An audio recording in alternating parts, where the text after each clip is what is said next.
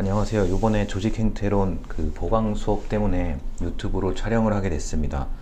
교재에 있는 내용하고 강의 자료에 있는 내용하고 같이 보시면 되는데, 아마 강의 자료하고 교재를 이렇게 동시에 보시면은 이게 그냥 건너뛰는 부분도 많을 거거든요. 그러니까 편안하게 들으시면 되겠습니다.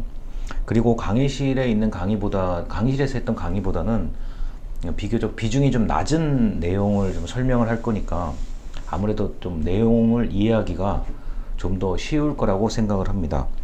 일단 제7장의 의사결정과 창의성에 관련된 부분인데요. 자, 194쪽입니다. 그 의사결정에 관련된 내용을 좀 읽어드릴게요. 194쪽의 맨 위에 줄입니다.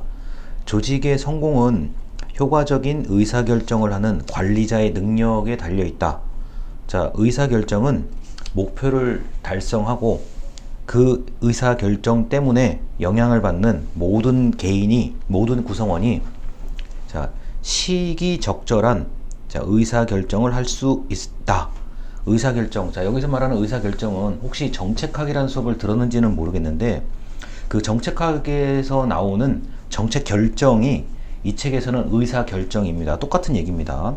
자, 바람직한 목표를 달성하기 위해 이용 가능한 여러 가지 대안 중에서 최선의 대안을 선택하는 과정을 말한다. 다시 말해서 모든 개인이나 조직의 목표 달성을 위한 대안을 선택하는 과정이라고 할 수 있다. 예, 맞습니다. 그래서 강의 자료에 보시면은 맨 위에 줄입니다. 의사결정은 여러 대안 가운데 그 중에 한 가지를 고르고 그것이 바로 최선의 결정이 되어야 한다라고 하는데, 이게 좀 이따 설명을 드리겠지만 최선의 결정이 아닌 경우들도 많습니다. 그래서 의사결정은 때로는 굉장히 잘 맞을 수도 있고, 때로는 완전히 잘못된 의사결정 때문에 개인이나 조직, 때에 따라서는 국가 전체가 위기에 빠질 수도 있습니다. 자, 이렇게 해서 의사결정에 여러 가지 변수들이 있는데, 강의 자료를 보시면은 결정자, 누가 결정하는지가 굉장히 중요하죠. 그 다음에 조직의 특성, 이게 정부인지 기업인지 대학인지 조직의 특성이 중요하고요. 자, 상황, 흔히 말해서 경제가 활성화되는 호황인지 아니면 경제가 불황인지 이런 것도 중요하다고 할 수 있습니다. 그리고 어떤 목표가 있고 정보가 아예 없는지, 정보가 너무 넘쳐 흐르는지 이런 것 등이 의사결정에 큰 도움이 될 수 있습니다. 자, 그런데 이렇게 이제 의사결정이 중요하다는 점을 다 알기는 아는데, 그 197쪽에 이런 얘기가 있죠. 자, 그 숫자 4번입니다. 합리적인 의사결정을 방해하는 제약 요인이 책에는 이렇게 한쪽 정도밖에 안 나와 있는데, 의사결정을 방해하는 요소는 매우 많습니다. 그래서 우리 강의 자료에 제가 이렇게 별표를 쳐놓은 부분을 보면은 의사결정을 방해하는 요소는 매우 많고요. 특히나 이제 문제가 뭔지를 모르는 경우, 자, 그 문제 인지에 관련된 내용인데, 문제가 뭔지를 모르는 경우도 많고요. 그 다음에 문제 파악을 하는 둥 마는 둥 하는 경우들도 있죠. 다시 말해서 문제가 무엇인지를 정확하게 알아야 되는데 그걸 대충 알고 분석하기 시작하면, 그렇게 대충 알고 분석한 그 분석에 따른 어떤 의사결정은 잘 안 될 수 있다, 또는 실패할 수 있다라고 볼 수 있습니다. 그리고 아무리 의사결정을 잘했다고 하더라도 우리 강의 자료에 보면 이렇게 화살표 되어 있는 부분이 있을 거예요. 거기 보면은 이제 실행을 안 하는 경우가 있죠. 결정만 해놓고 실행을 안 하는 경우들이 있습니다. 자, 그래서 의사결정은 매우 교과서에 나온 것보다는 훨씬 더 어렵다라고 볼 수 있습니다. 자, 그리고 199쪽에 그 맨 위에서 두 번째 줄입니다. 자, 가치 결정이란 어떤 목표를 얼마나 중요시할 것인지에 대한 판단이다. 자, 이게 우리가 흔히 말하는 객관적 판단이냐 주관적 판단이냐에 관련된 개념이죠. 자, 그리고 199쪽에 위에서 일곱 번째 줄이요. 한편 선택된 목표가 어느 정도 달성될 것인지를 예측하는 것은 사실 결정이기 때문에 자료, 정보, 지식 등을 토대로 사실 중심적 결정을 한다 라고 되어 있습니다. 그래서 가치라는 거는 우리가 흔히 말하는 옳고 그른 것, 정의로우냐 또는 이게 부당하냐 이런 것들을 가치 결정이라고 하고요. 사실 결정은 있는 그대로를 보고 판단을 하는 거죠. 근데 우리가 일상적으로 기업이나 정부나 어디나 가치와 사실을 동시에 살펴보고 비전을 제시하고 목표를 제시하는 경우들이 많죠.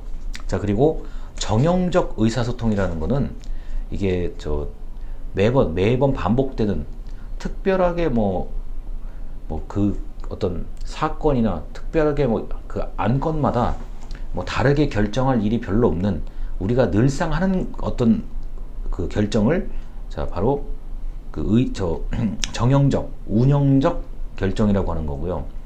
비정형 또는 전략적 결정, 그리고 제가 강의 자료에 아마 의사소통이라고 적었을 거예요. 자, 이것 마찬가지인 얘기예요.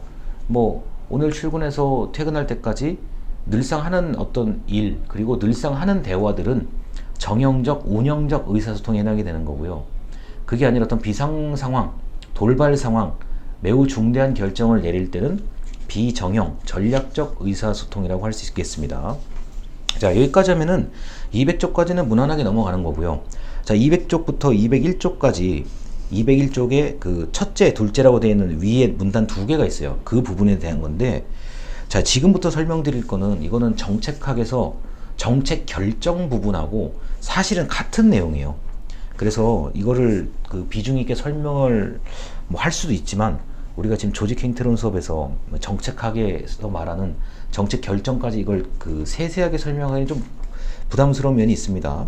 자, 그래서 그 간단하게 언급만 하는 수준에서 넘어가도록 할게요. 자, 201쪽에 그 맨 위에서 두 번째 줄 첫째라고 되어 있습니다.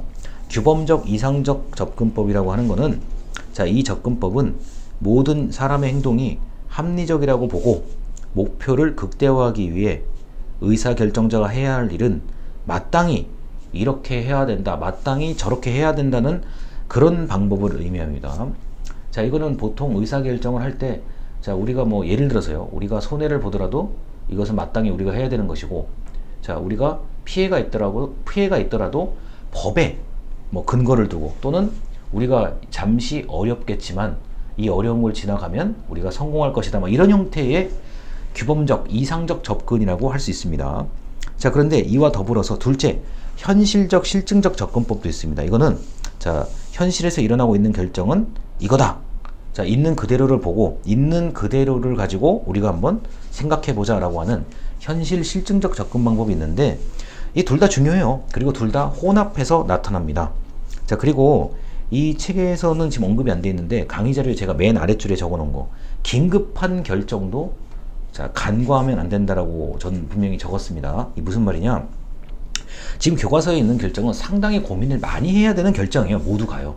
모두가 상당히 고민도 하고, 예전 것도 찾아보고, 누군가에게 물어보기도 하고, 비교 분석도 해야 되고, 복잡한 것들인데, 자, 긴급한 상황이 있었을 때는, 자, 이런 앞으로 설명드릴 이런 어떤 모형들은 크게 의미가 없을 수도 있어요.